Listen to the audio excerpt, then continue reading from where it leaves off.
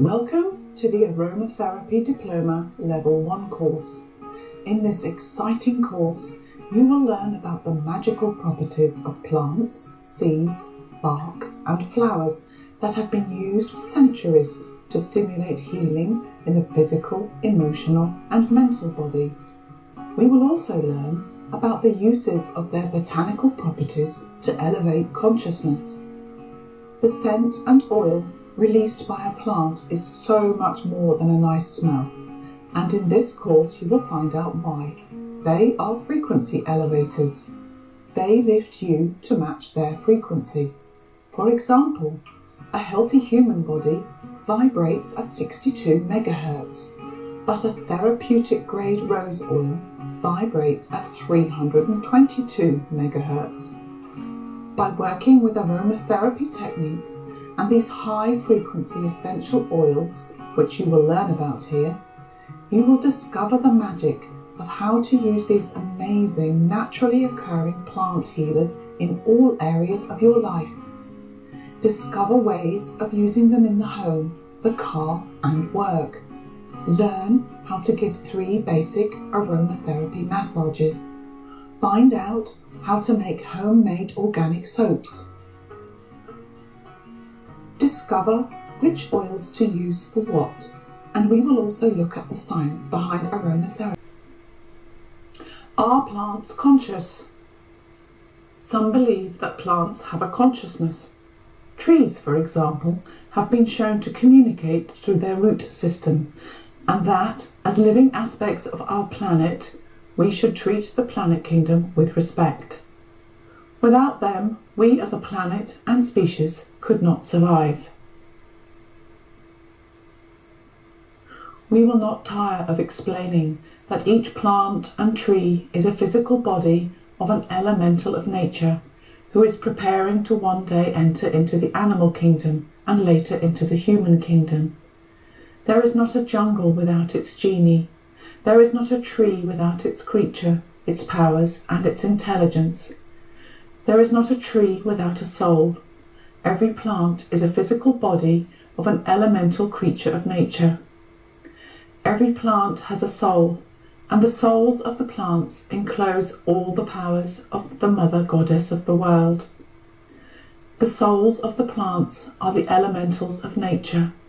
These innocent creatures have not yet departed from Eden, and for this reason they have not yet lost their igneous powers. The elementals of the plants play as innocent children amidst the ineffable melodies of the Mother Goddess of the world's great Eden. We delight ourselves with the aromas of the fire. Thus we arise full of ecstasy towards the ineffable joy of nirvana.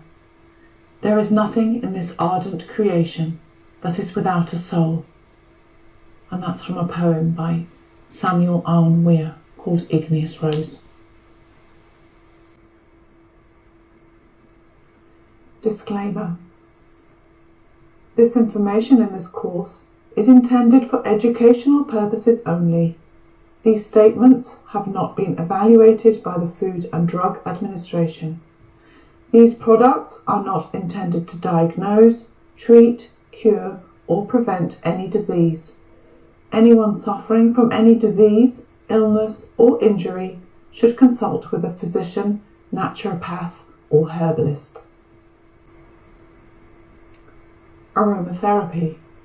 What is aromatherapy? Aromatherapy is the practice of using the natural oils extracted from plants, bark, stems, leaves, roots, or other parts of a plant to enhance psychological and physical well-being, to balance, harmonize, and promote the health of body, mind, and spirit. It is a form of complementary therapy designed to treat the whole person and not just the symptom or disease, by assisting the body's natural ability to balance, regulate, heal, and maintain itself. Essential oils consist of tiny aromatic molecules that are readily absorbed via the skin, and whilst breathing they enter the lungs. These therapeutic particles next enter the bloodstream and are carried around the body, where they can deliver their beneficial healing powers and are said to promote whole body healing. Because they are highly concentrated, only a small quantity of essential oil is required to bring about results, and you'll see what I mean as we go through the course. When using good quality essential oils correctly, the soothing combination of beautiful aromas, massage, aromatic baths, and other treatments all work to regulate, balance, heal, and maintain your entire being by working with nature and not against it. A far cry from allopathic medicine, which tends to take a sledgehammer to crack a nut approach, and I quote Jeff Lith there. This is a natural form of complementary therapy which dates back to ancient times and is becoming more and more popular as in today's environmentally conscious and caring society, people are increasingly unwilling to accept the cruelty inflicted on animals in the unnecessary testing of drugs and beauty products. The essential oils within aromatherapy have been tried and tested on humans for thousands of years and with alleged great success. Therefore, when used correctly, we can be absolutely sure of their safety and efficacy without the need to test them further on animals. The science behind aromatherapy. Aromatherapy is the inhalation and topical application of essential oils or the pure essence from plants. As a form of alternative medicine, it is said to enhance physical, mental, emotional, and spiritual well-being. Let's take a look at the general health benefits of aromatherapy and the science behind it. The science of inhalation. When a person inhales an essential oil, that scent is carried by olfactory nerve cells in the nose to the olfactory system, which then sends the aroma to the brain, namely the limbic system, the house of emotions and emotional behaviours such as intimacy, passion, and sex. Immediately, and depending on the oil, you may begin to feel more alert and more relaxed. You may feel excited and aroused. You may feel the release of negative emotions or the soothing of muscle tension. Mood enhancers like serotonin and endorphins also get released. Our sense of smell is 10,000 times more powerful than any other sense, and the recognition of smell is immediate. Our senses, like touch, travel to the brain via the spinal cord. Smell is also the strongest link to the subconscious mind and also to our collective unconscious mind where memories are stored. The science of topical application. Essential oils have high antioxidant properties as measured by the oxygen radical absorbance capacity, or ORAC for short. A test developed by the US Department of Agriculture and Tufts University to measure the antioxidant speed and power of free radical inhibition, which means the speed they clear up the cells. Antioxidants are compounds found in plants that stop or delay damage to the cells. They are naturally found in many foods, especially plants, and they help ward off cell damage by cleaning up or removing waste products in our cells, called free radicals, before they can do any harm. The oxidative damage caused by free radicals is implicated in everything, from aging and wrinkling of skin to DNA damage, cancer, heart disease, and premature death. Antioxidants control free radical damage at a cellular level and are said to support youthful aging and a healthy body.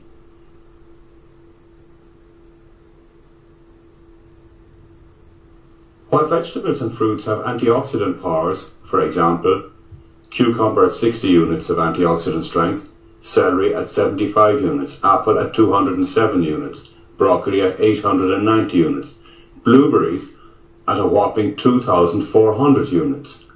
Essential oils have even higher antioxidant strengths. For example, orange oil at 18,898 units.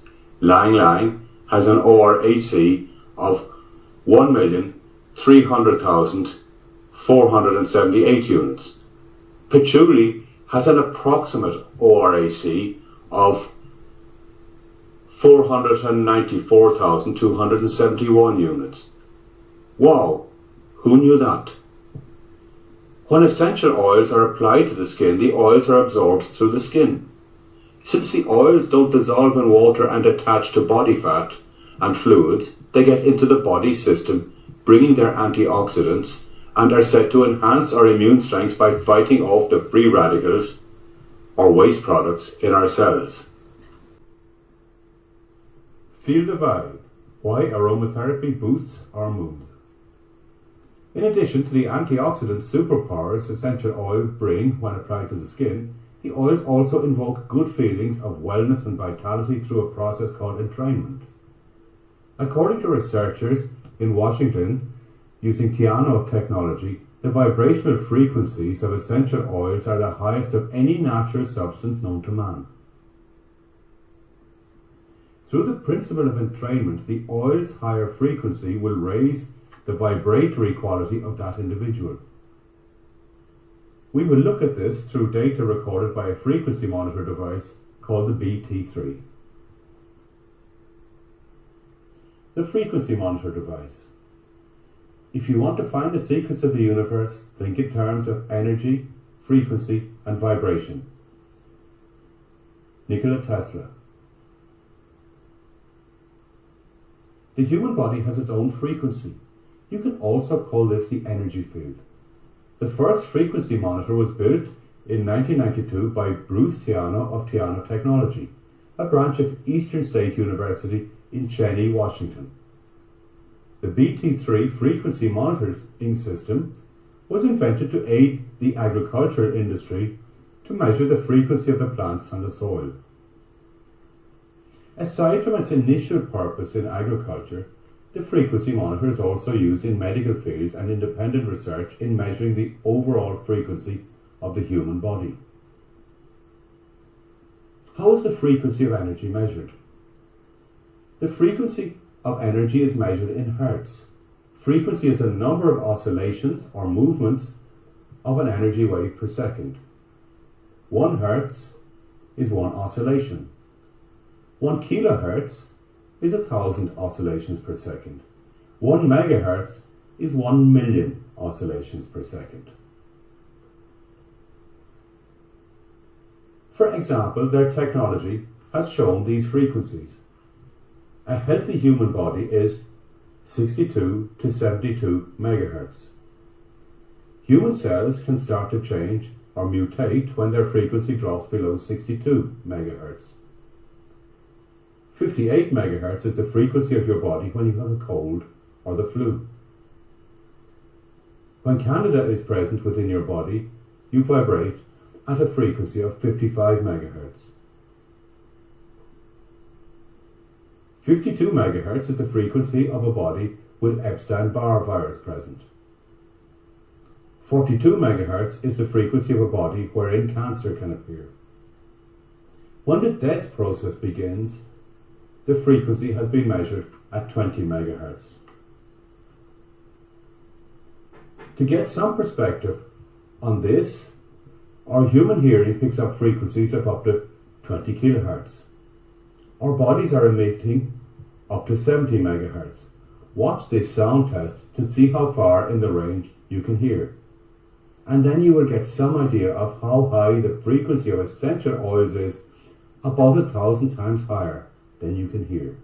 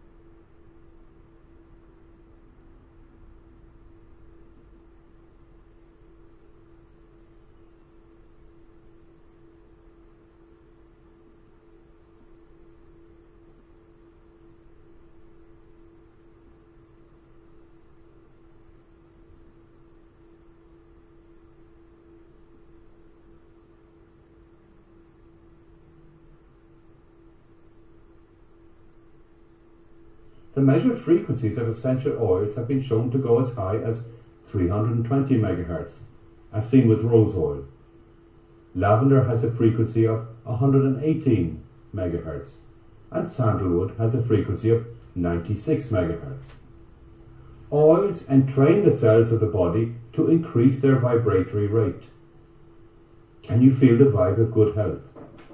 Good health actually has a frequency, 70 MHz. To put this frequency business into perspective, dead foods such as hamburger and chicken have a frequency of 3 to 5 MHz. Raw almonds vibrate at 50 MHz. Living greens such as broccoli and wheatgrass have a frequency of 70 MHz. Living greens, herbs and botanicals capture light from the sun, and that light or life force is held in the molecules. The phrase, "you are what you eat," has never been truer. Some science talk coming up from David Stewart in The Chemistry of Essential Oils. When molecules of essential oils are inhaled, swallowed, applied to the skin, or internalized in your body in any way, they resonate with your bodily tissues at the frequencies intrinsic to their molecular spectrum, as well as their resultant harmonic and beat frequencies. This increases your own electromagnetic vibrations and restores coherence to your electric fields to maintain wellness and produce healing. Frequency is a measurable rate of electrical energy that is constant between any 2 points.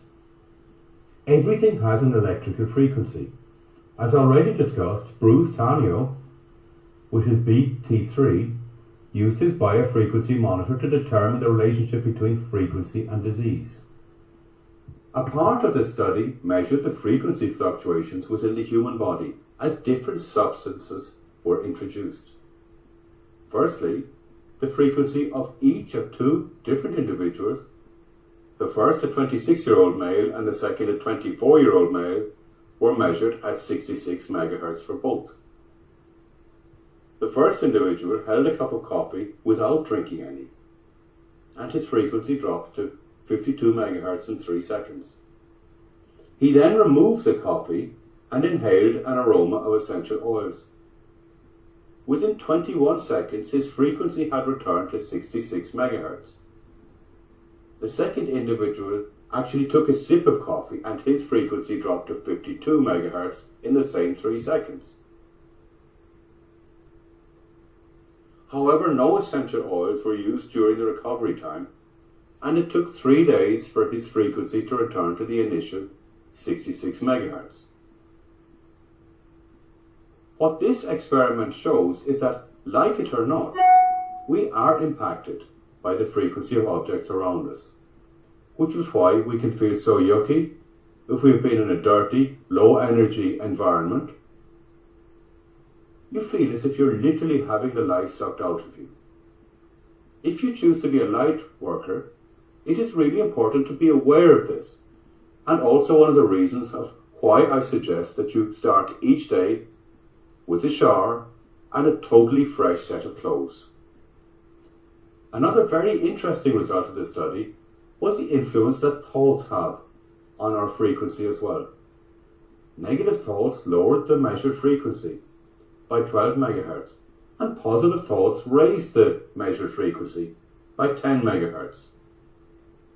It was also found that prayer and meditation increased that measured frequency levels by 15 MHz. From Colin and Alan Higley, Reference Guide for Essential Oils. Clinical research shows that essential oils have the highest frequency of any natural substance known to man, creating an environment in which disease, bacteria, virus, fungus, etc. cannot live. I believe that the chemistry and frequencies of essential oils have the ability to help man maintain the optimal frequency to the extent that disease cannot exist. So said Gary Young of Young Living Essential Oils. Since the human body is really energy, it makes sense to use energy-based products that are in alignment with us so as to support our body and mind. We have the human body. Then we have the organs that make up the human body. Then we have cells that make up the organs. Then we have atoms that are the blueprint for the cells, and the subatomic level where we have electrons, vortexes of energy. Science shows what Einstein said. Everything is energy, including humans. The healing process and the subtle energy nature of essential oils. Warning, here's some more sciencey bits, so get your professor head on, and you can always read through the materials to find out more. Biospiritual Energy Healing Report. The human body, vibrating within its normal vibratory range between 62 and 68 megahertz, is considered in a state of health, as we looked at earlier. But energy disturbances in the energy bodies, think your aura or your electrical field, or your electromagnetic field, energy field that's around your body, will actually precede the appearance of disease and illnesses in the physical body. So what that's saying is that when somebody's going out of balance within themselves, whether that's through a disease or an illness, that it will show first in the energy field of the body. The normally harmonious, coherent frequencies of the body easily go out of tune when a person experiences physical or emotional stress. A blockage of the flow of life energy, characterized by inflammation, irritation, and illness, can result. When the human frequency range drops below the norm of 62 megahertz, as we looked in the chart earlier, this is when abnormalities and illness can begin to develop. When disease and illness are present, they may manifest as chemical imbalances, so for example, hormone problems. But underlying this is an electromagnetic imbalance that has altered the specific vibrational frequencies of molecules, cells, tissues and organs within the body. Properly retuning the body to its original frequency brings it into balance and restores its natural harmonic resonance. Illness either doesn't manifest or is resolved. Dr. Richard Gerber, MD and author of Vibrational Medicine, tells us that one of the best ways we can change dysfunctional patterns in our energy bodies is to administer therapeutic doses of frequency-specific subtle energy in the form of vibrational medicines. And essential oils are considered as vibrational medicines. And researcher Jim Oshman, PhD, who wrote Energy Medicine, refers to natural substances from the plant kingdom. He calls it energetic pharmacology, as distinguished from chemical pharmacology. Therapeutic grade essential oils produce coherent frequencies that are naturally tuned to the health of our body. Pharmaceuticals and synthetic oils do not, I quote. The intention of this healing process is to provide the correct frequency that will bring the body back to a state of coherence, to a state of equilibrium, balance. Terry Friedman, in his book Freedom Through Health, tells us that raising our vibrational frequency aids in restoring health to the body, clarity to the mind, and attunement to the spirit. By applying an essential oil with a particular frequency to the human body through the principle of entrainment, as we looked at before, the oil's higher frequency will raise the vibratory quality of that individual. When several oils are blended together, each having a different megahertz frequency, a frequency will emerge that may be higher or lower than the various components. The therapeutic properties create special vibrational remedies capable of healing or rebalancing the body, mind, soul, spirit. And because each oil has a specific frequency, and our organs and body systems and the nutrients needed to maintain optimum health each have their specific frequencies, the oil's electrical affinity to these components of our bodies will enhance and support these organs and body systems, and will aid in the assimilation of nutrients. Essential oils in the higher frequency ranges tend to influence the emotions. Essential oils in the lower frequencies have more effect on structural and physical changes, including cells, hormones, and bones, as well as viruses, bacteria, and fungi. Essential oils don't resonate with the toxins in our bodies.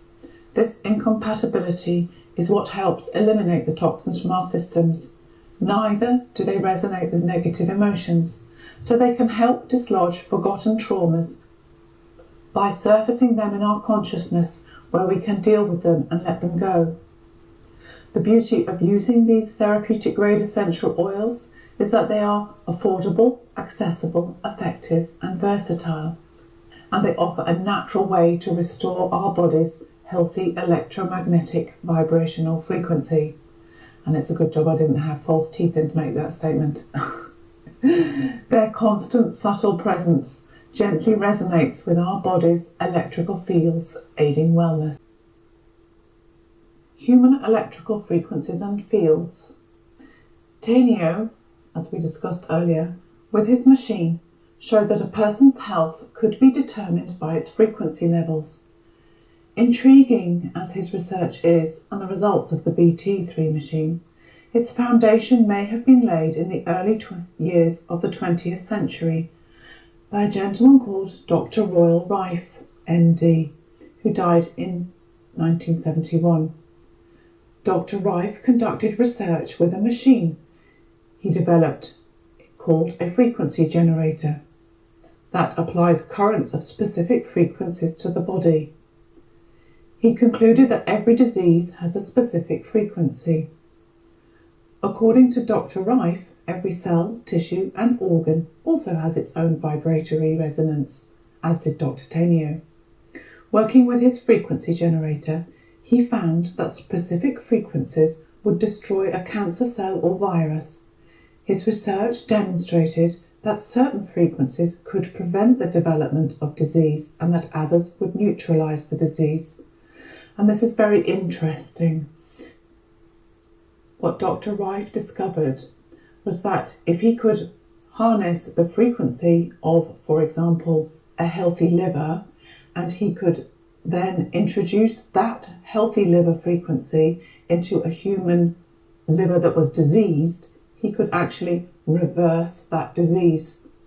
There are lots of interesting documentaries about Dr. Rife and his work on YouTube, and very sadly, his work was stopped. And read into that what you will. Recently, Björn Nordenstrom, a radiologist from Stockholm in Sweden, he discovered that by putting an electrode inside a tumour and running a milliamp of DC current through the electrode, he could dissolve a cancer tumour and stop its growth.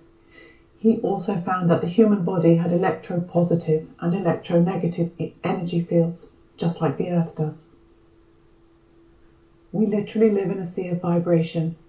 4 out of our 5 senses, sight, sound, touch and taste, receive sensory data from the environment, which is transferred through the nervous system to the brain.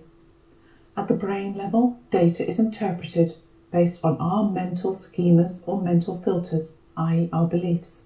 For example, when a person hears a dog barking, that bark is really a sound vibration that the ears receive, and then they send that signal to the brain, where the person perceives the sound to be from a dog. If the person initially learned that the bark was from a cat, then he would interpret the sound data according to that belief system. When it comes to the sense of smell, odour, as we discussed before, is received by the receptors in the nose, and that signal is transferred to the olfactory bulb, which is part of the limbic brain. Because smell data doesn't first travel to the nervous system and instead goes directly to the brain, it is said that smell is the brain's direct link to the environment. All smells, like all sounds, for example, have their own signature frequency. If they didn't have their own vibration, we wouldn't be able to tell one odour from the other scent. When it comes to the botanical essences of aromatherapy, their natural ability to enhance our health and well-being are without a doubt in alignment with our vibrational nature. What are essential oils? There are no wasted efforts in nature. The fragrance of a flower, the smell of an orange, or the scent of a pine tree all serve specific purposes vital to a plant's survival. What our senses perceive as fragrances or scents are actually volatile aromatic compounds, tiny organic molecules that serve a variety of protective, reproductive, and regenerative purposes. These compounds help ward off unfriendly pests, attract friendly herbivores and insects, and even help the plant heal from infection and physical injury. There are over 3,000 identified varieties of aromatic compounds, each with its own unique and functional chemical constituents that provide different aromas and benefits to the plants. From the petals of a flower, to the leaves of a plant, the rind of a fruit, or the resin of a tree, these volatile aromatic compounds are all around us. Distilled directly from their plant sources, essential oils are multifaceted agents that have seemingly endless applications to our health and can be used aromatically, topically, or internally. Ensuring the maximum potency and beneficial properties of an essential oil are the result of maintaining the delicate ratio of aromatic constituents found in that essential oil, all of which can vary depending on the time of day or part of the plant which is harvested, the time of year or life cycle when harvested, the geographic location and weather where the plant was grown, or the method and even the duration of distillation. For that reason, it is vital that essential oils come from a trusted source committed to not only producing unadulterated essential oils, but to adhering to the strictest production protocols. There are no wasted efforts in nature. Neither should there be in the health care you provide for yourself and those you love.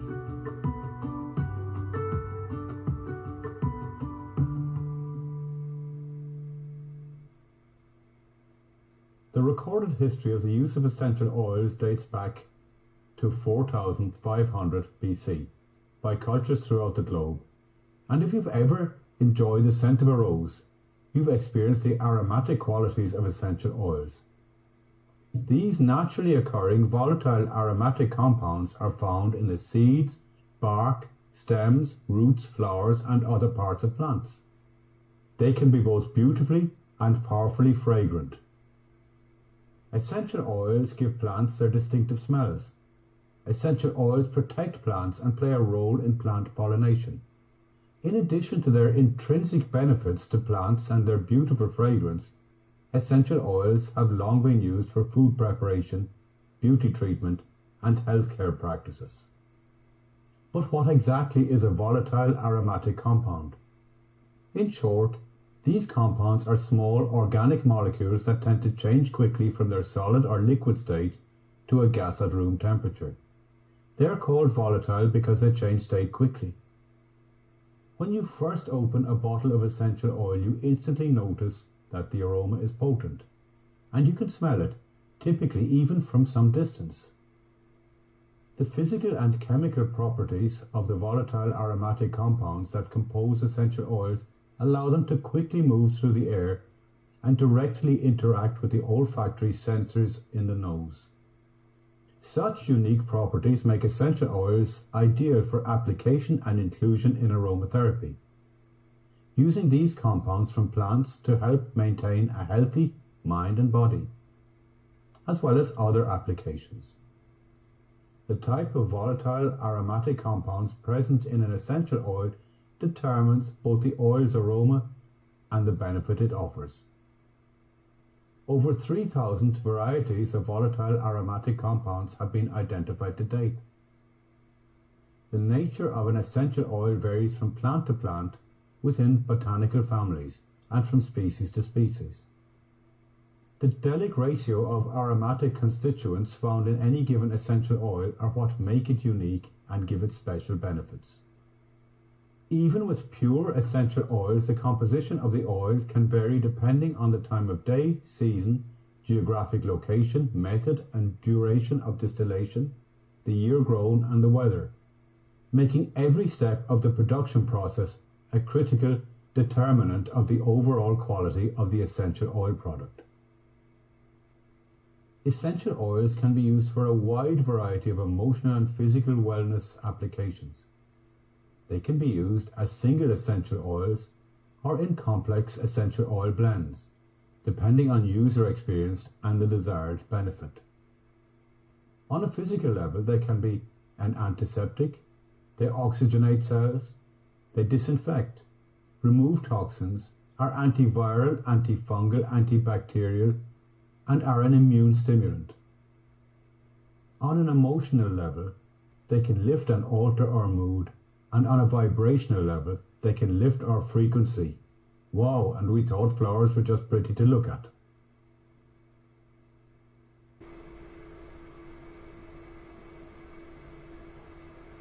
How they are extracted. Essential oils are extracted in several different ways. The first method is steam distillation. Steam distillation is the most common method of extracting essential oils from the plant.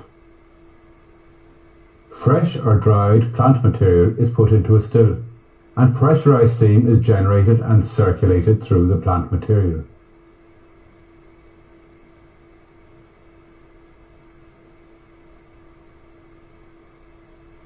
The heat of the steam opens the specialized cells or glands to release the essential oils. As the essential oil is released, it travels with the steam molecules through a tube into the still's condenser chamber.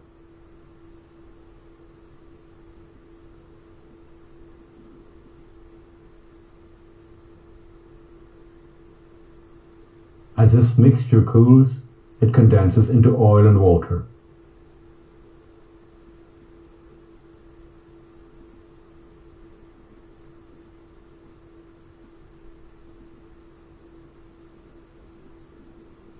The essential oil then naturally separates from the water. Steam distillation yields a very pure form of essential oil, in that only water and heat are used in the extraction process. Steam distillation is used for many flowers and leaves, such as lavender, ylang ylang, and peppermint. It is also used for woody plants and the tree oils like cedarwood. This type of distillation can also be used for some delicate flowers, such as rose. The second method is cold pressing. In this method, the peel of the fruit is grated through rolling over a trough. The tiny specialized cells which contain the essential oil is punctured. Then the fruit is pressed to squeeze the juice and the essential oil from the pulp. The essential oil rises to the surface of the juice and is then separated by a centrifuge.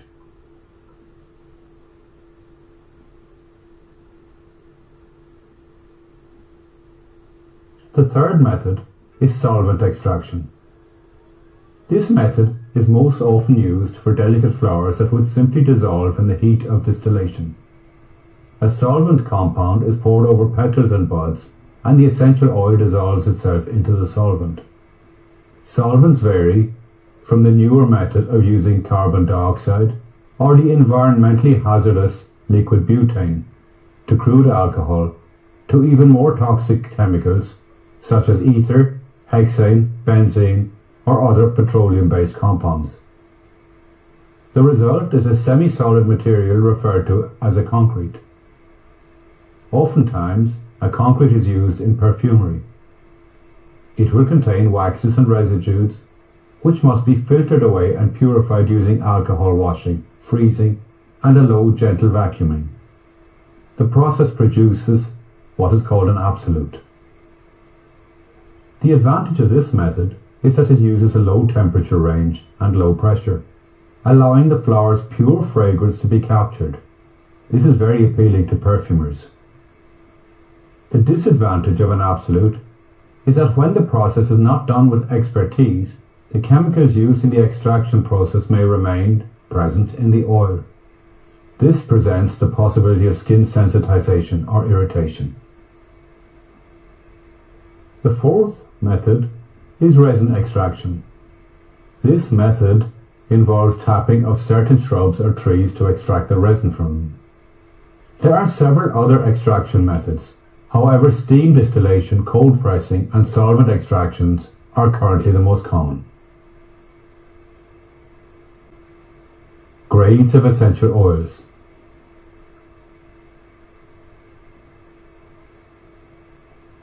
There are said to be 4 grades of essential oil, all of which you may find being sold as aromatherapy products for aromatherapy purposes, and where your health is concerned, we would recommend using the highest quality oil you can find, which is of a therapeutic grade.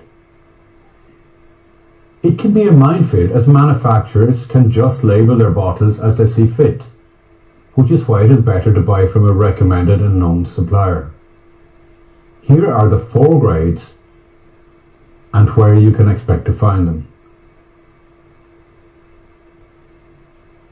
Therapeutic grade oil, pure and unadulterated. Sometimes referred to as grade A essential oil, they are usually made from organically grown plants distilled at the proper temperatures using steam distillation. To test for a pure essential oil, a drop of pure liquid essential oil on paper will disappear without leaving an oil spot when it is dry. You can use this easy test if you doubt the genuineness of an essential oil. Natural or food grade. Organic and certified oils. These can still have chemicals. Sometimes referred to as grade B essential oils, they are the most common essential oil and are sometimes labelled as pure. They may contain synthetics, pesticides, fertilizers, chemical or synthetic extenders, or carrier oils. With all those unnecessary toxins, I find it hard to imagine how these can be approved as food grade. Perfume grade, extended or altered oils. These can also contain chemicals and solvents. Sometimes referred to as grade C oils, they may contain the same type of adulterating chemicals as food grade oils. They also usually contain solvents, which are used to gain a higher yield of oil per harvest. Solvents are potentially dangerous. This is what's in the store-bought perfumes, skin and hair-scented products. Floral water is a byproduct of the distillation process. It can be of very high quality if superior organic material is used and it comes from a grade A distillation process. However, if it is from compromised raw materials and or poor distillation process, it will be very low quality. Floral water is often used for more expensive oils such as rose oil, since it takes 5,000 pounds of roses to make just 1 pound of essential oil.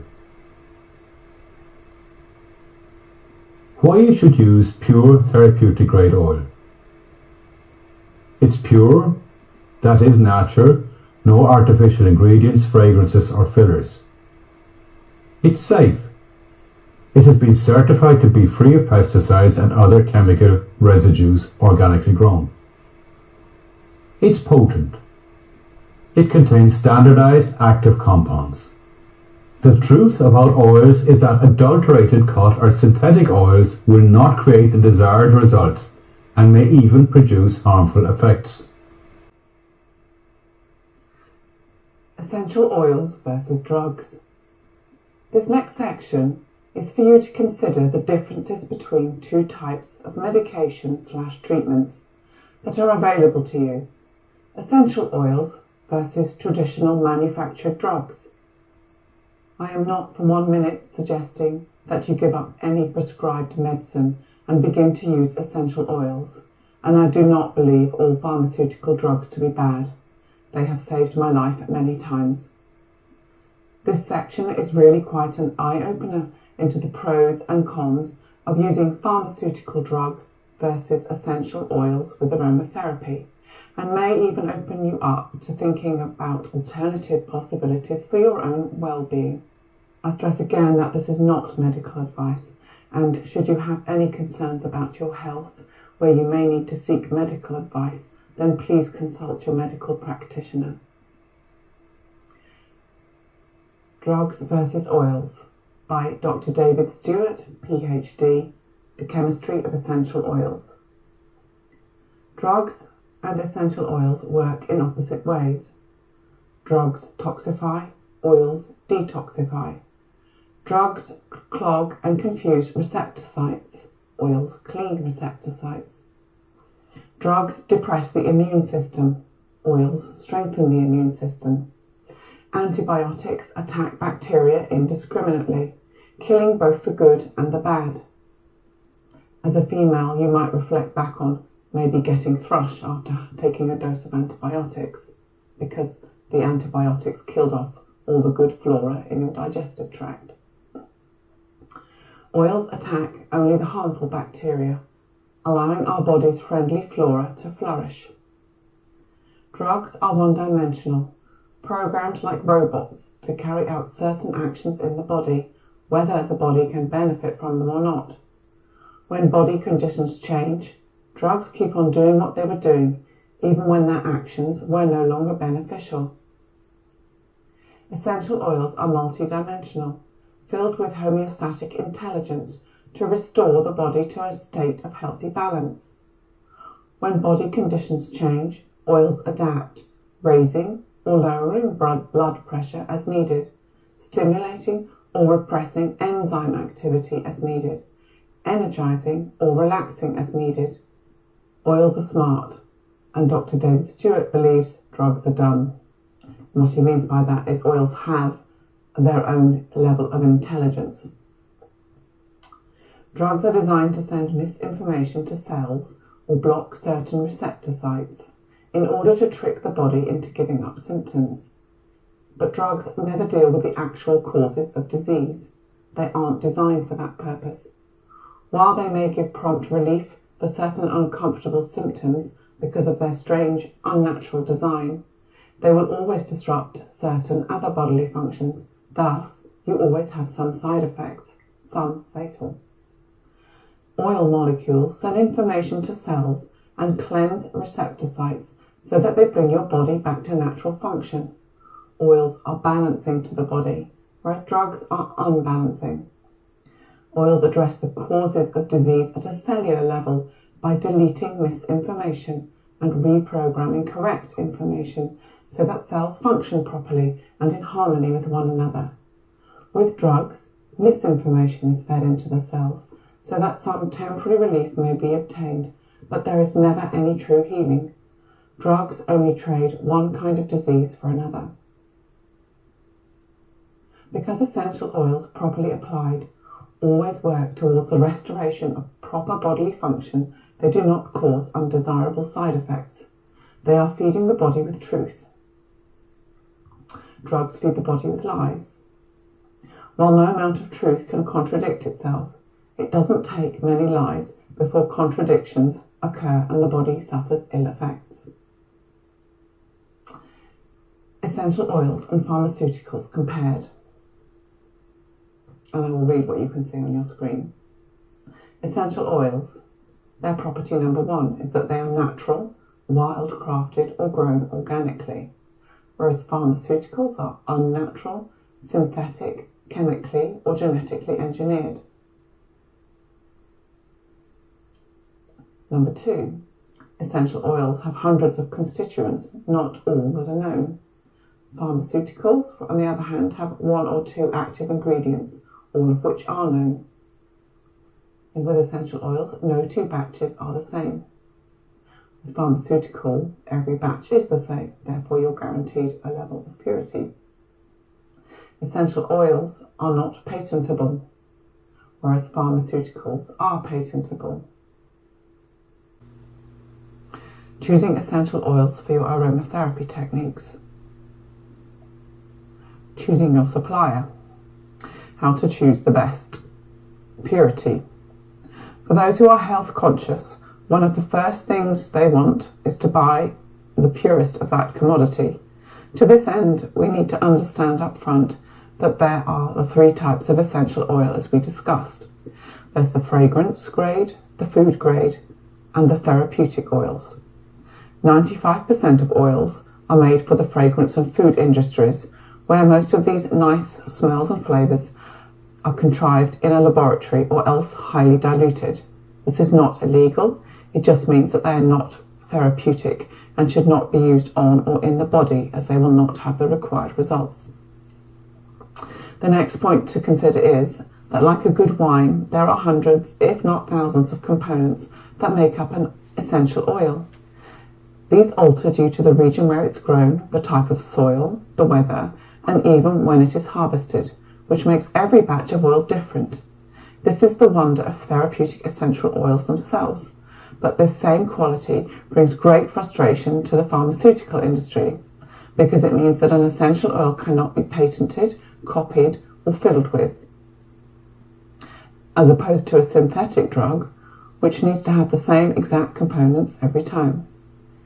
If only one element of a therapeutic essential oil is changed or is missing, it will not work in or on our bodies as they were created to do.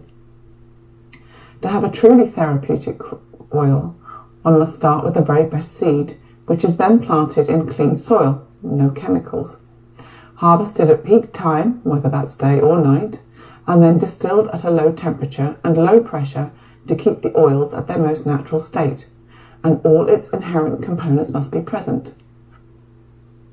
When all these criteria have been met, the next most important aspect is the bottling and sealing of the oil. In oil cases, the oils easily evaporate, which is because their molecules are small and energetic. Buy only essential oils that are in dark, transparent glass bottles, brown or blue, and are sealed. Avoid essential oils with the label perfume and fragrance if you're using it for aromatherapy purposes. Beware of buying off the street, buying only from a reputable organisation, health shop, or online firm.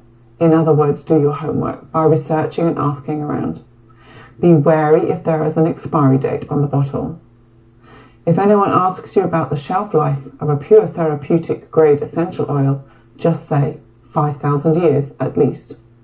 David Stewart, chemist of essential oils. Finally, the bottles should be wrapped in labels that show exactly what is in the bottle, including the genus, family, and species, family likeness. Important items to obtain on each essential oil label you purchase, and we will look at some examples of these, include common name. So, for example, the one you're going to see is lavender. Its Latin name, Lavandula officinalis. Country of origin. On the label you can see it says use Bulgaria. Part of the plant processed. Fresh flowering tops. It says steam distilled from fresh flowering tops. The type of extraction or distillation. Here on the label you can see it's showing it's been steam distilled. And how it was grown, organic, wild-crafted, or traditional. Some labels don't show this, but normally in the insert that comes with the oil, you will find a description of that. Also, if you can't smell an oil at a distance, it probably isn't an essential oil. One great concern in the essential oil industry is purity. This is particularly important to those companies who go through a process to make sure their product is of the purest quality. Many oils, very sadly, are adulterated or extended with the use of synthetic chemicals. Scent can also be engineered and imitated, but the entire constituent of true essential oils cannot be duplicated. Only nature can create therapeutic grade essential oils. An example of this would be the adding, this is very common, of dipropylene glycol to lavender to bulk up the oil. And unfortunately, dipropylene glycol, or DPG for short, is colourless and odourless. So some people do not know they've even got it in there.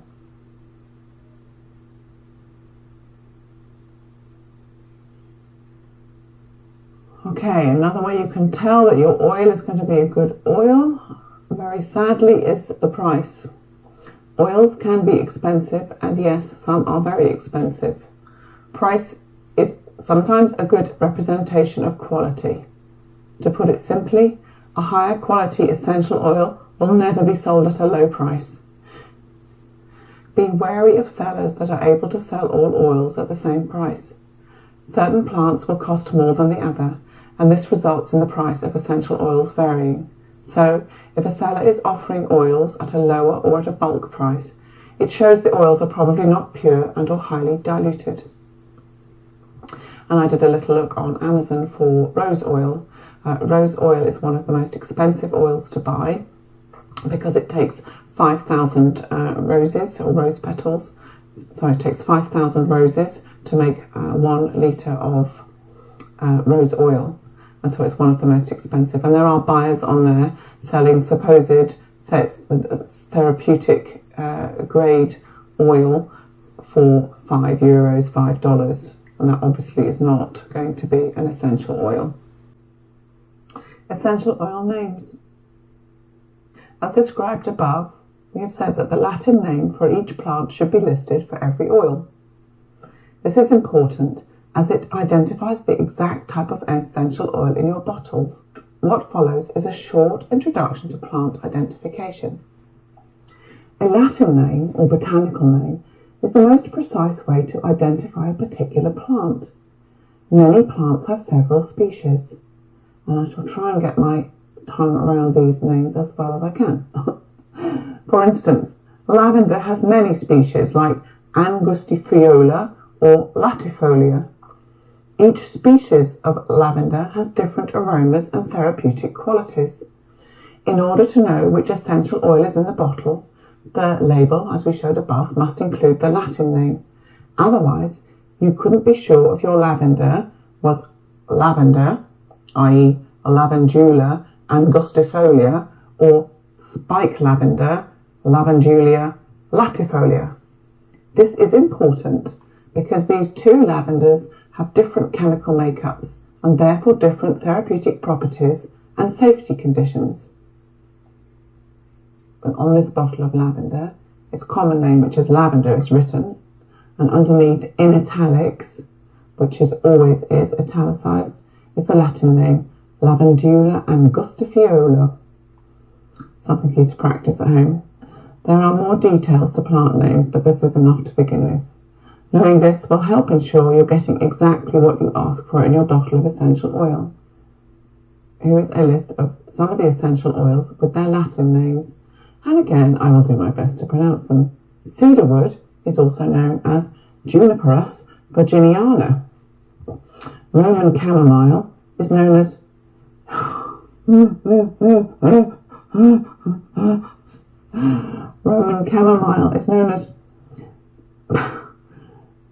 this is the third go of trying to pronounce this name. Roman chamomile is known as Chamomilum nobile. Lavender is known as Lavandula angustifolia. Lime is known as Citrus aurantifolia. Orange is known as Citrus sinensis. Peppermint is known as Mentha peperita, etc., etc. I'll leave you to try the rest of those out at home. It can be some homework for you. Certified aromatherapists have a working knowledge of these names, and I'm guessing a pretty good knowledge of Latin and pronunciations. Storage and caring for essential oils. To keep oils at their optimal state, they do not need to be refrigerated, just kept in a dry, cool, out of the light storage place. Some of the essential oils that were found in the pyramids in ancient Egypt have been there for thousands of years. So if you have a handy pyramid, you can always store your oils in there, I guess.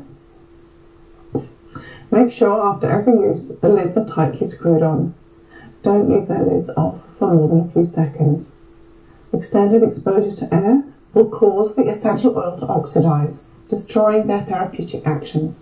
The light or high note oils will evaporate quickly, and they will be the citrus oils, if left exposed to the air, or from not having their lids screwed on tightly. Also, if the oils are exposed to the light for any length of time, they can be destroyed. If by accident you've left your oils in a hot car, don't panic, just let them cool down naturally Don't take the lids off and lose those precious molecules. If they get frozen, that's okay too. Just let them thaw naturally at room temperature. Caring for essential oils, a short summary. Store out of sunlight. Always keep in a blue or amber coloured bottle. Keep the lid on so oil doesn't evaporate and oxidize. Do not leave oils in the car during the summer. I'm often asked this: do your essential oils expire? People who use adulterated or synthetic oils worry about shelf life. Some references on aromatherapy say that one should throw away their oils every 6 months and purchase a fresh quantity. Such advice may be valid for certain carrier oils, but it is not valid for pure unadulterated aromatic oils that are the products of distillation. If you're using pure distilled therapeutic grade essential oils, then you don't have to worry about shelf life. Essential oils have been found in Egyptian tombs that were still aromatic and effective, their therapeutic properties intact even after thousands of years. These oils were in moderately cool, dark places, tightly sealed from exposure to air and the element. That is all that is required to maintain their potency. No one knows what their true shelf life may be. All we know is that it is measured in millennia, not months. Section 4. Preparing essential oils for aromatherapy use. Diluting essential oils and why do it? The first step in making essential oil products for aromatherapy use is understanding the concept of dilution.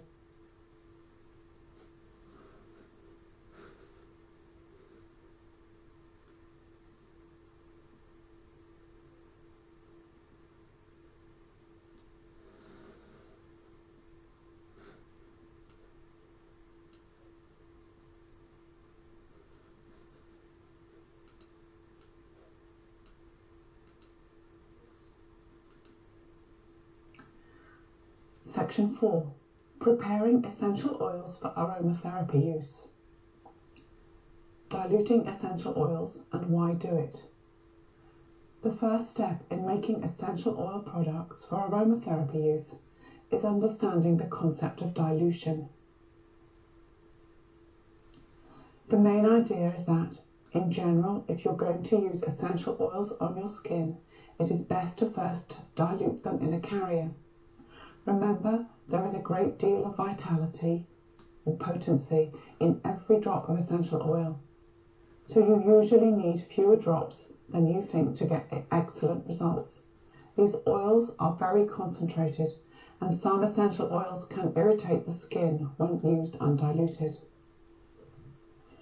We usually dilute essential oils in organic oil, light lotion, or cream. These are collectively referred to as carriers. Water is not an acceptable carrier for essential oils being applied to the skin, since oil and water do not mix. Human skin and membranes are mainly made up of fats. Essential oils are drawn to fats.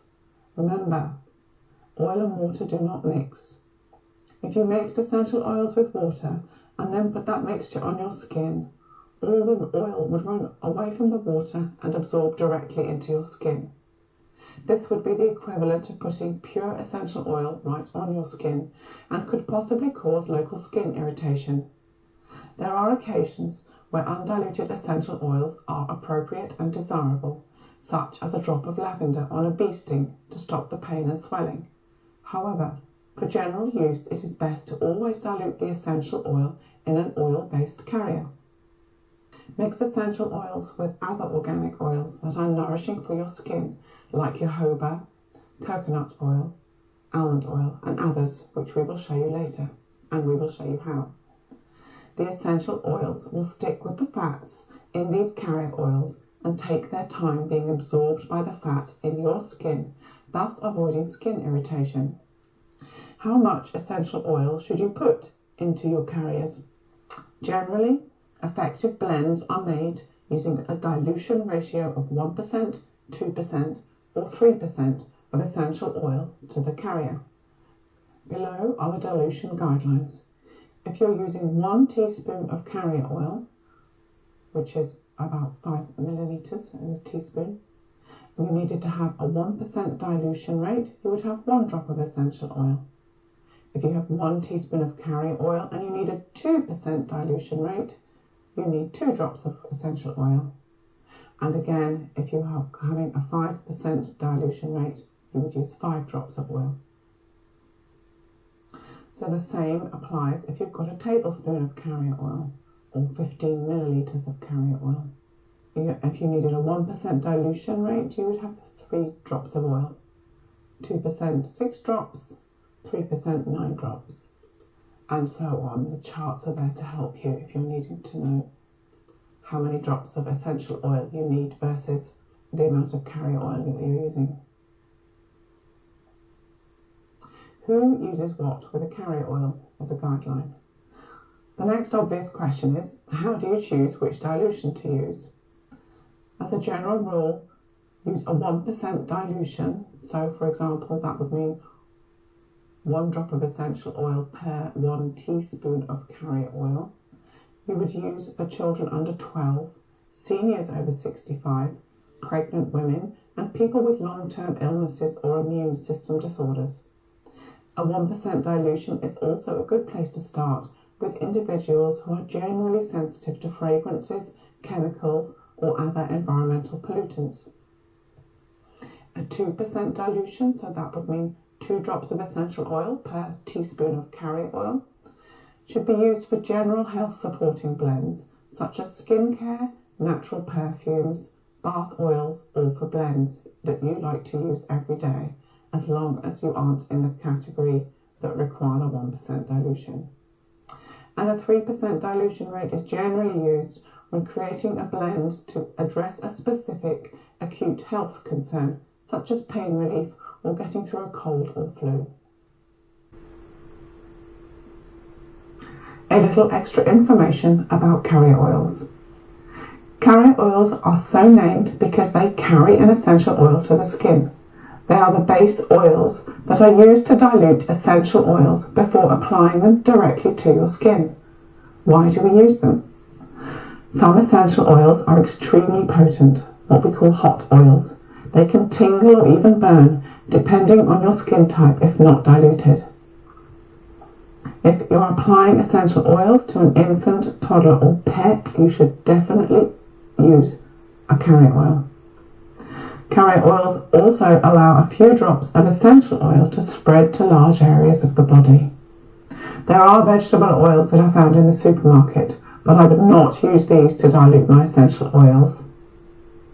However, here are the different recommended types of carrier oils. Olive oil, which is heavy and oily, with a strong odour, is high in vitamin and minerals and is good for hair.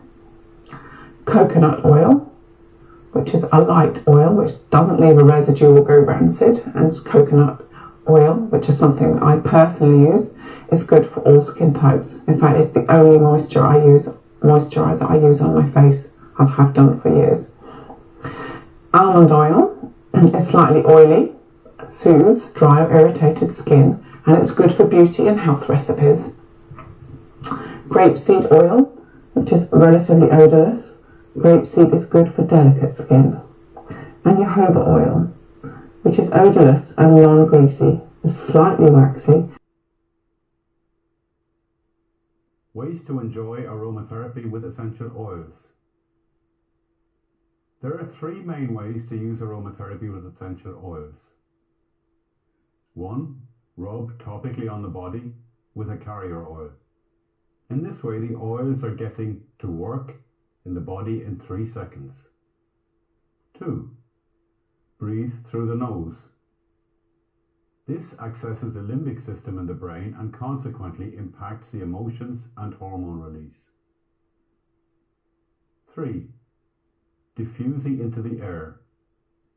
This cleans the air, kills bacteria, viruses, mold, etc., and affects the mood in the room as you are again breathing it in. There is a fourth way to use essential oils, which is to ingest them, but we will not be covering that in this course, as some oils are toxic if taken orally. How do I use essential oils safely? Traditionally, certain essential oil application methods have been preferred or used exclusively. However, as the research surrounding essential oils continues to develop, a greater understanding of application methods is now understood. All application methods are safe when used appropriately. One or multiple application methods can be used for a wide range of emotional and physical wellness applications. They can be used as a single oil at a time or in complex blends in one of three methods.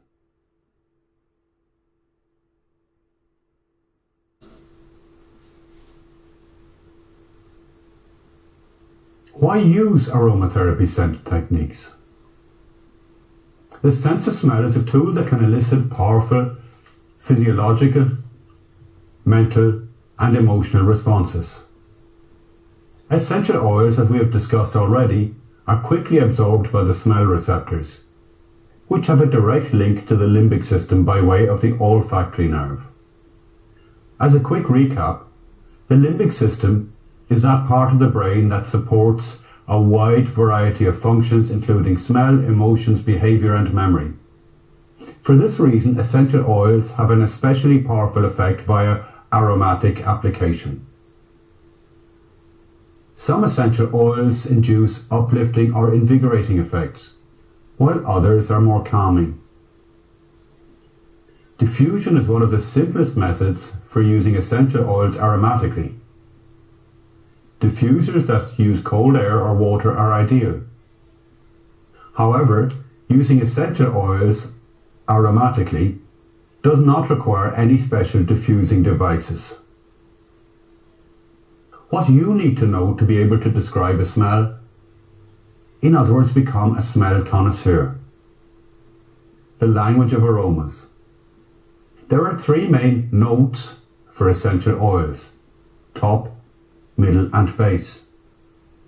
Top. The first smell to arise from a blend and evaporate quickly. The top note fragrance is usually light, fresh, sharp, penetrating, and airy. These oils add brightness to a blend. The aroma of top note oils reminds us of wind chimes or a flute. Top notes stimulate and clear your mind, uplifting your energy. Notice that all citrus oils are top notes. Examples of these essential oils: distilled lime or orange. Middle, also called the heart note. These oils give the blend aromatic softness, fullness, and can round off any sharp edges. Middle notes can have both top and base note aromas within them. They are harmonizing for your blends. Middle notes provide balance both physically and energetically. They are soothing and harmonizing for the mind and body. Examples of these essential oils are Roman chamomile, lavender, ravensara, and peppermint. Base oils. These oils provide a deep, warm, grounded quality to your blend. They function as fixatives by reducing the evaporation of the top notes. Base notes add intensity to a blend and often have an earthy aroma. The aroma rises slowly to your nose, unlike top notes which penetrate quickly. Base notes are used to relieve stress, anxiety, and insomnia. They are calming and grounding. Many oils derived from woods, resins, and roots are base notes. Ylang ylang is an exception, as it is extracted from a flower. Examples of these essential oils are cedarwood, vetiver, ylang ylang.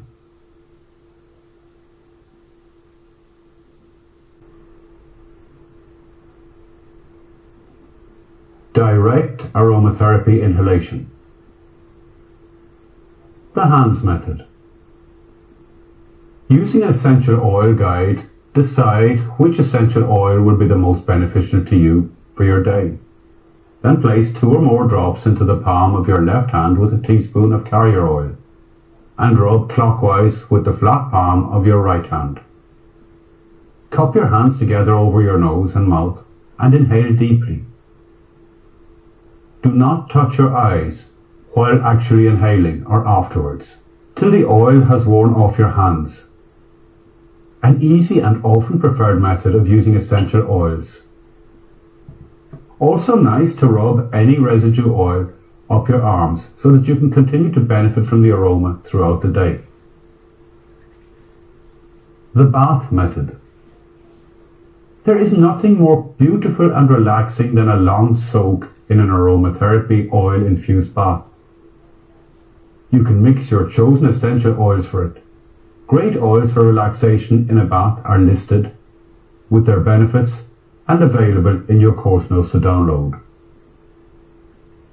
What I would do first is to think about what I wanted to get out of my aromatherapy bath. Do I want to de-stress a bit and relax?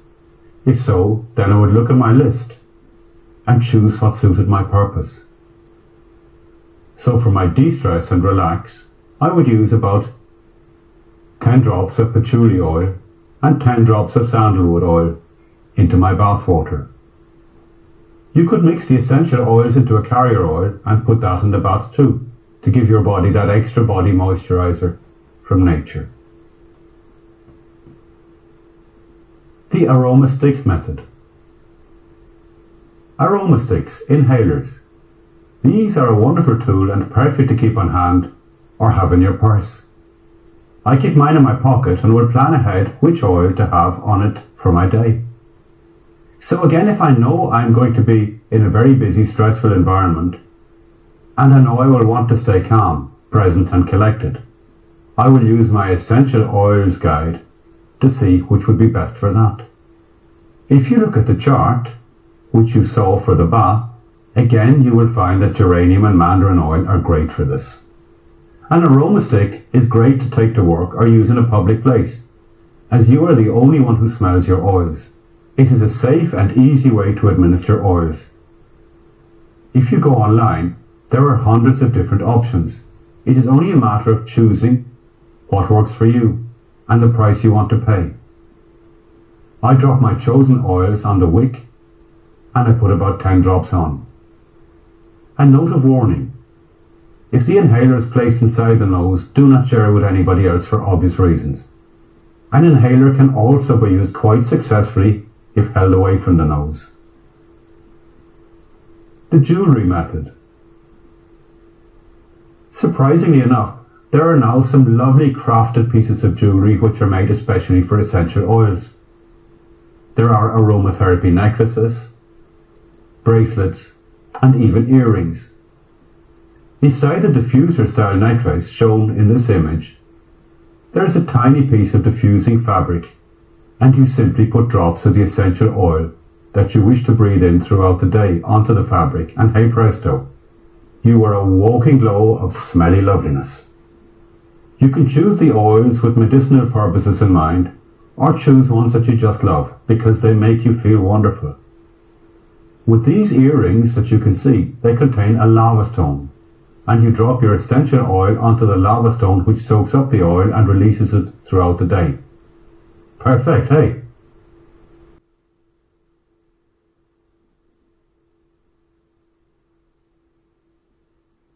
How to use an essential oil diffuser like an expert. Diffusing essential oils is one of the most popular and effective ways to enjoy aromatherapy benefits. If you are new to diffusing and wondering how to use an essential oil diffuser, read about some of the different types here. Ultrasonic aromatherapy diffusers, and you can see them on the screen. The most popular type of diffuser for essential oils today is an ultrasonic diffuser. This type uses ultrasonic waves and water to disperse essential oils into the air. They are widely available in many sizes, shapes, price ranges, and some feature coloured lights and timers. This is the type of diffuser we are focusing on today to teach you how to use.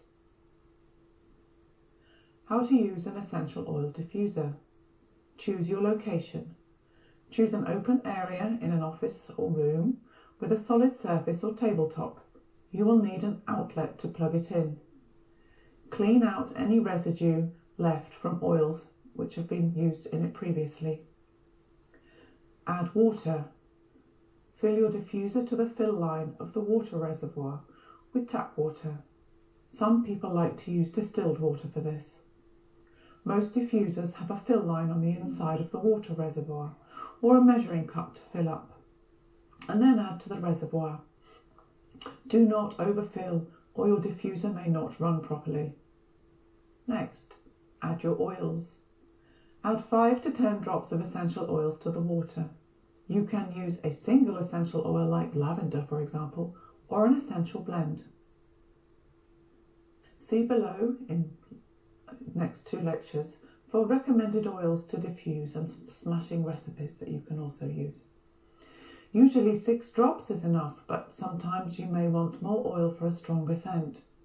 You can experiment with the essential oil amounts to see what you prefer, and then simply turn it on once you've placed the cap or the top back onto the diffuser, and set which features you would like if your model has options. I also recommend that if you have a timer on your diffuser, that you set this for 30 minutes, no longer.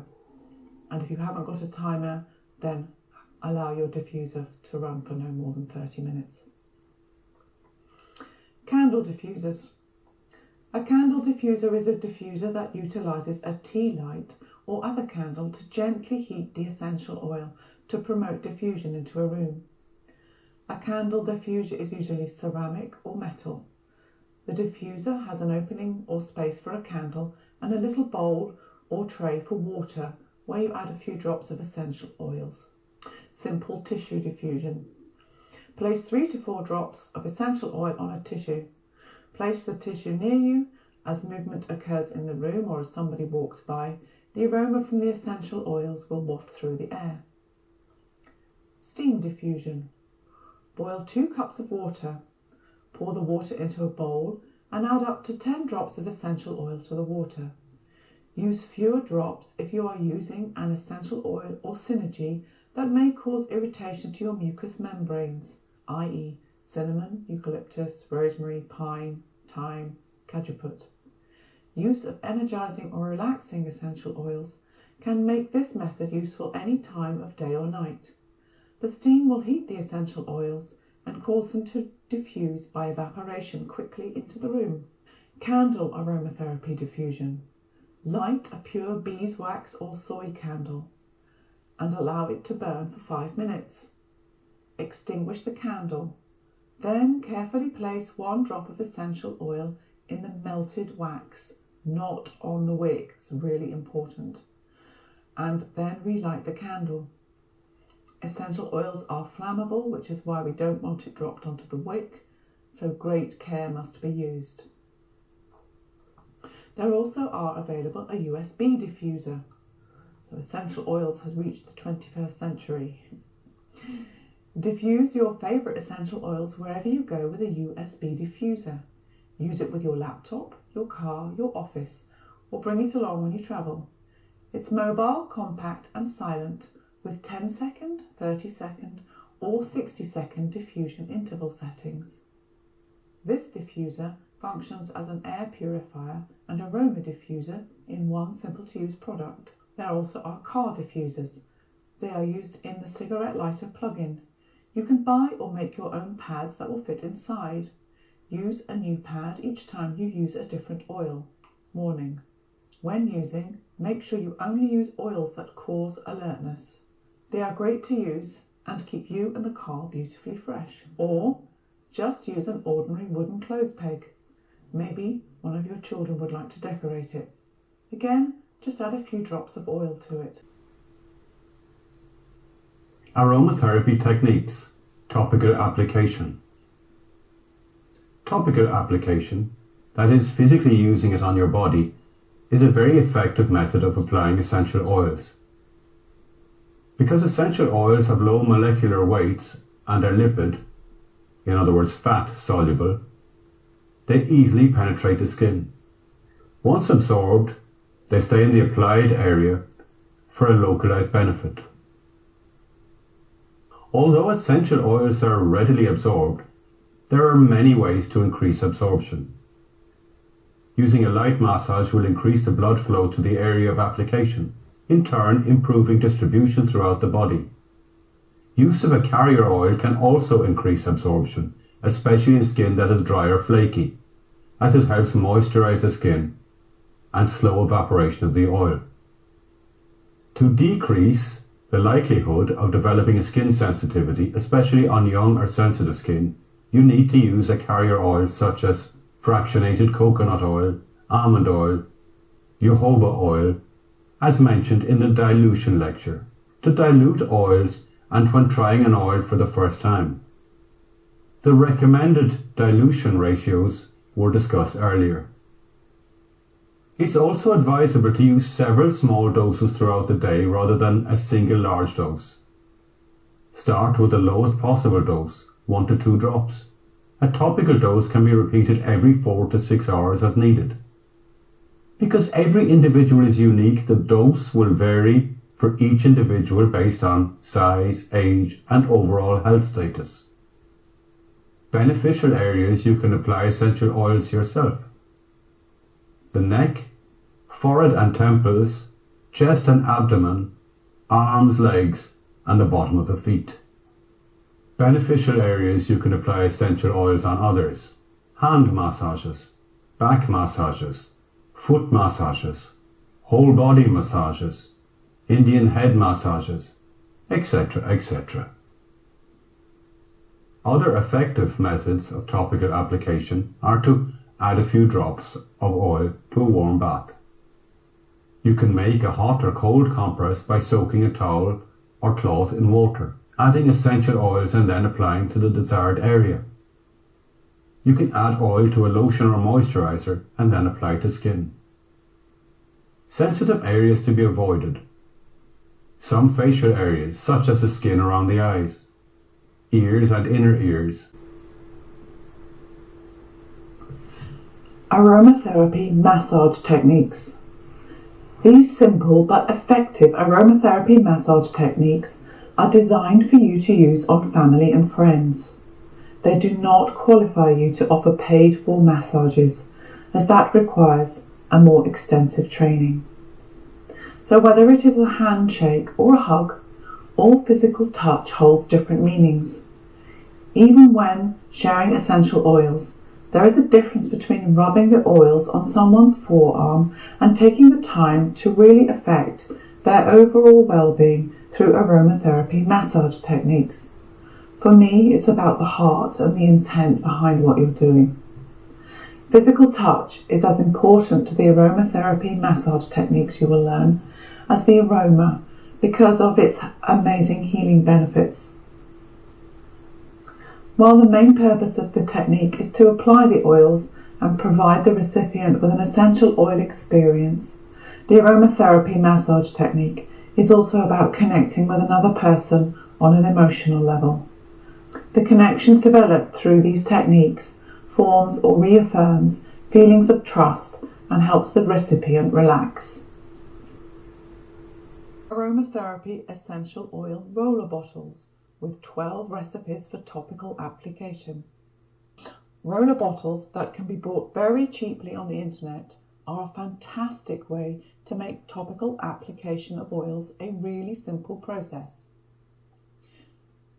You can use them for massage oils, rollerball remedies, essential oil dilution for hot oils, aromatherapy roll-ons, beauty sticks, essential oil blends, etc., etc. I personally love roller bottles. They make using essential oils every day easy. I have many rollers ready for whenever I need them. I especially love my single oils like frankincense and lavender. I use them every day, so having them ready in roller bottles pre-diluted makes grabbing and using super easy. How to use essential oil roller bottles. Using your oil in roller bottles will save you money by making your oils last longer, and the dilution does not weaken the essential oils at all. Actually, it helps to get the oils where you want them. You will be able to apply them where you need them and then rub them in better. So step 1. Add 10 to 30 drops of essential oil or a blend to a 10 milliliter roller bottle. Fill the rest of the bottle with carrier oil of your choice, jojoba oil, fractionated coconut oil, almond oil, etc. Add the roller bottle top and shake well to mix. It is a good idea to label the bottle. Tips for roller bottles. Roller bottles can be rolled onto just about any part of the body with a few exceptions. Keep away from eyes, inside ears and mucous membranes to prevent irritation. Favourite places to roll oils on are the bottoms of feet, though not practical if you're at work, neck, behind the ears, wrists, temples, chest, spine, back and belly. Similar places you would put perfume, I guess, if you're going to use perfume.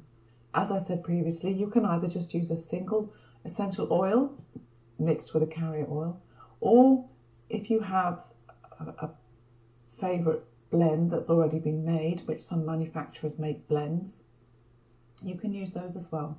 If using as a blend for a child, you may want to start with only 10 drops of essential oil inside. Aromatherapy for internal application. The internal uses of essential oils. Certain essential oils can be taken internally. However, it is a minefield, and you can never be 100% sure of what you are taking, as there is no regulation around the definition of essential oil, and very often manufacturers add unwanted chemicals to bulk out the oil. For this reason, I do not advise taking essential oils internally, unless you have seen an aromatherapist who has trained specifically in this, as many haven't. I have, however, included some interesting information about it, and should you be interested in exploring this further, then please follow the advice given above.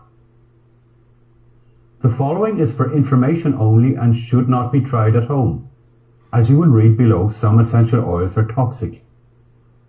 Certain essential oils have a rich culinary history and can be used as dietary supplements, supporting a variety of health conditions. When you sprinkle cinnamon on your oatmeal, sip a mug of peppermint tea, or add fresh basil leaves to your spaghetti, you are actually consuming some volatile aromatic essential oil compounds. Essential oil contributes many health benefits as well as flavouring and aroma properties to food. When in their concentrated form as essential oils, it is alleged that they can be used as dietary supplements for more targeted and potent health benefits. When ingested, essential oils directly enter the bloodstream via the gastrointestinal tract, where they are transported throughout the rest of the body. Essential oils are lipid soluble, so they are readily transported to all organs of the body, including the brain. Then, like all things we consume, essential oils are metabolized by the liver and other organs and are then excreted. The composition of essential oils is highly complex. Each constituent possesses a unique set of biochemical properties that react with cells and organs in different ways. Although these mechanisms of action are not completely understood, the positive end results have been demonstrated.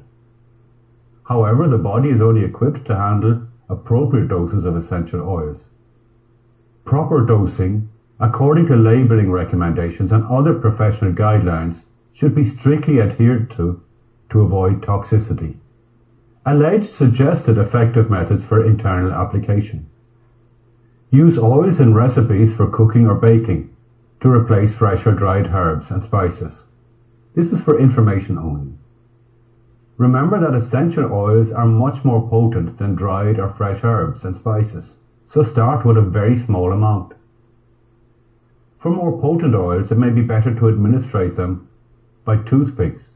Dip the end of a clean toothpick into the oil and then add this to the food, rather than drops. This is also for your own information. do not try this. Add essential oils to water, smoothies, milk, tea, or other drinks. Again, this is information only. Follow the previous advice.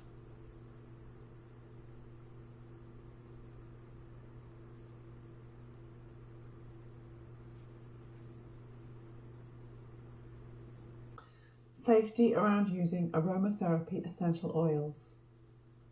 When you are using essential oils, it is not about whether they are safe in themselves, though there are some oils that should never be used for aromatherapy, and that's covered in the section below. It is more about how to use them safely because of their potency, and wisely because of their vast spectrum of uses. It is better to be over-educated about essential oils, and if in doubt, don't use them. Purchase a reference guide, which is a necessity if you're serious about essential oils. There are a number of excellent reference guides available to buy as hard copy or download. If you really want to know and come to understand the benefits of essential oils, a reference guide is a must. Here are some great ones. Essential Oils Desk Reference, 7th edition. The extensive 7th edition of the Essential Oils Desk Reference is your comprehensive guide to vast properties and capabilities of pure essential oils. It is published in 2016 and it's an 810-page desk reference guide which includes 150 pages of additional comprehensive research and educational information. Also is the Essential Oils Pocket Reference, which is a smaller version. Both these books are full of detail and science, though very readable and full of pictures. They go over each individual oil and blend with more complete information and detail. There are recipes for a number of ailments as well. Another book that I would recommend is the Reference Guide for Essential Oils by Connie and Alan Higley, and this was published, the latest edition was published in 2017, which has a fantastic colour code system for choosing the right oil, research findings and much more. This book's unique colour-coded system makes it simple for anyone to quickly find and confidently use recommended essential oils, oil blends and essential oil-inspired supplements for hundreds of different health and wellness conditions. Also available is the Quick Reference Guide for using essential oils. This compact reference guide cuts to the quick on how to use essential oils to support health and well-being. It's big enough to address any need, yet small enough to carry with you. You can also find essential oil apps that you can download for use with your mobile phone if you don't have a book with you and somebody asks you a question. And there are many of these available if you go and have a look in your app store. Essential Oil Safety Guidelines. When used appropriately, essential oils and aromatherapy products are safe for all the entire family.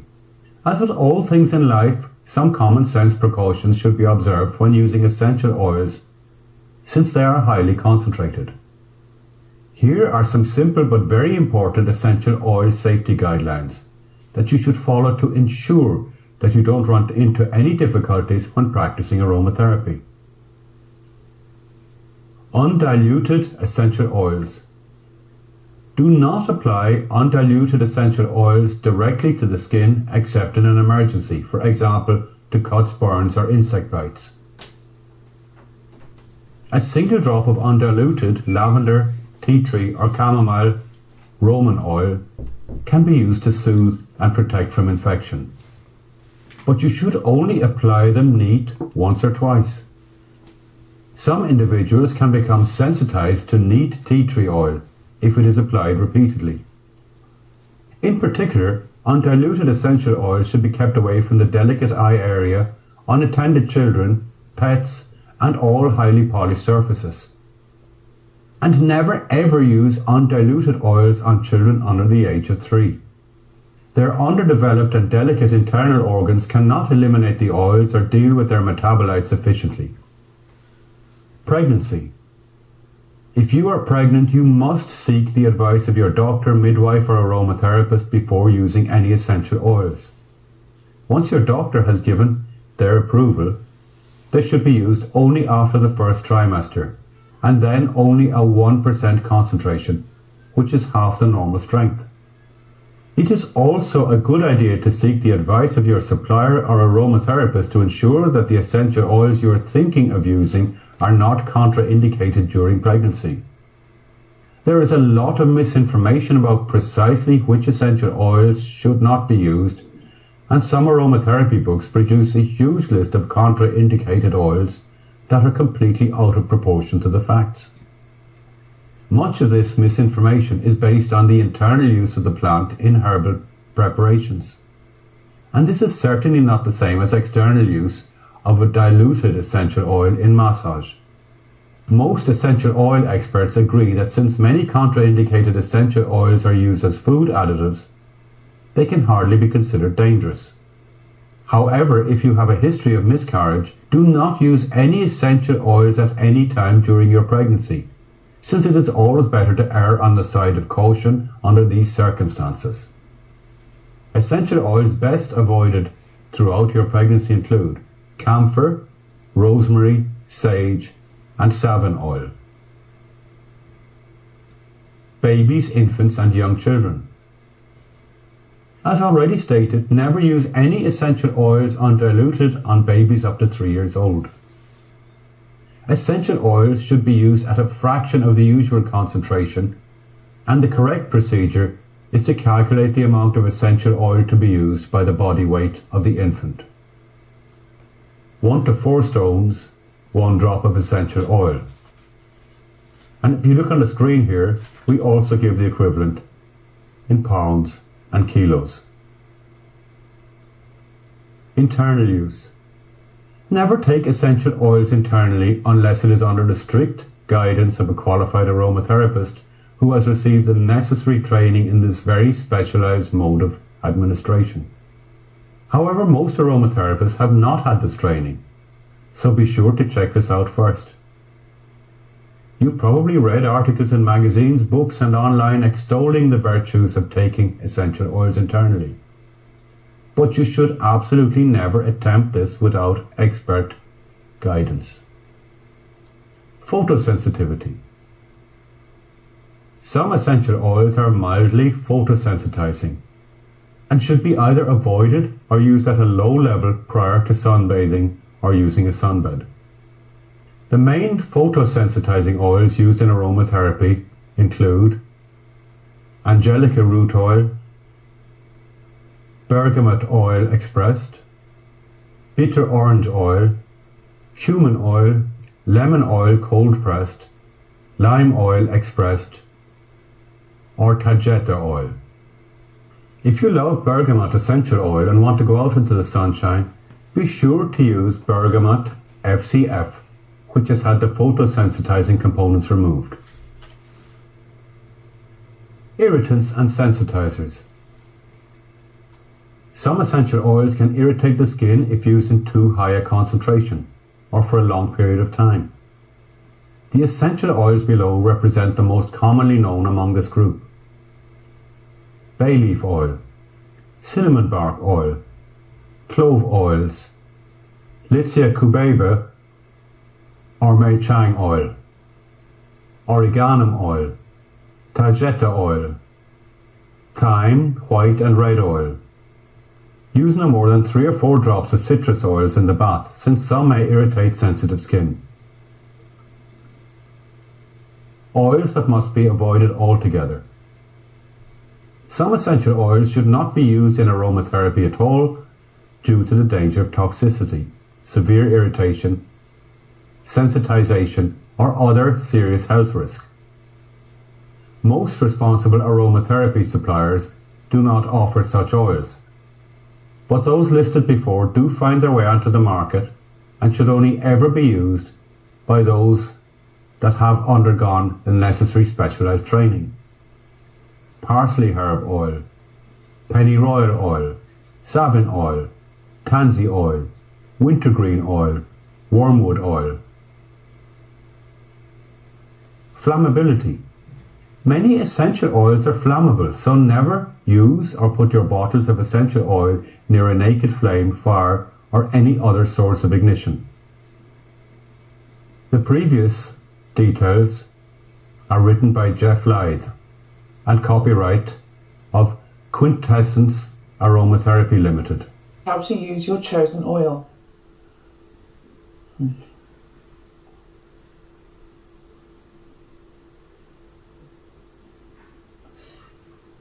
Check how to use your chosen oil.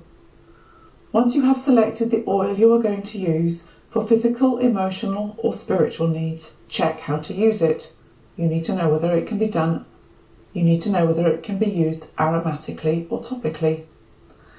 This can be done by checking your reference guide or searching on a reputable company's website and reading the label on the bottle of your chosen oil for specific aromatic and topical usage instruction.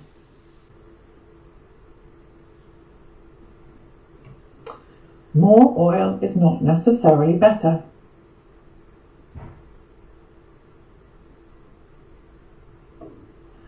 One drop of therapeutic essential oil contains approximately 30 million trillion molecules. Numerically written, that is 3 with 19 zeros after it. We have 100 million cells in our bodies, and that's a lot. But one drop of essential oil contains enough molecules to cover every cell in our bodies with 30,000 molecules. Wow. Now you can see why a little essential oil can often get the job done and address every cell in your body. Considering that it only takes one molecule of the right kind to open a receptor site and communicate with DNA to alter cellular function, you can see why even one drop or inhaling a small amount of oil vapor can have profound effects on the body, brain and emotions. Sometimes too many oil molecules overload the receptor sites and they freeze up without responding at all, when a small amount would have been just right.